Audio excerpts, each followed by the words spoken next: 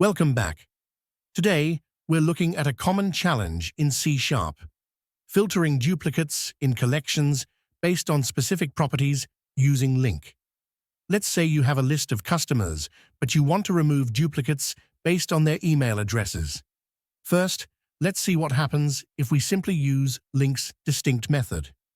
As you can see, even though there are duplicates based on email, the distinct method doesn't remove them.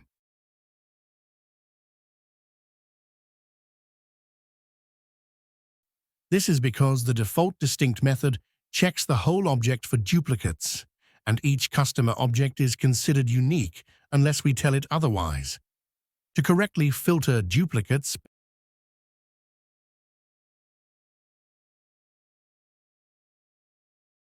based on a specific property, we need to provide a custom comparer. Let's implement an equality comparer that checks the email property specifically.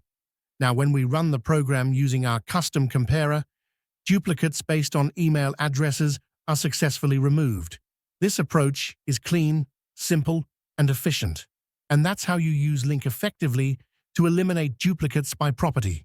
Remember to like, subscribe, and stay tuned for more coding tips.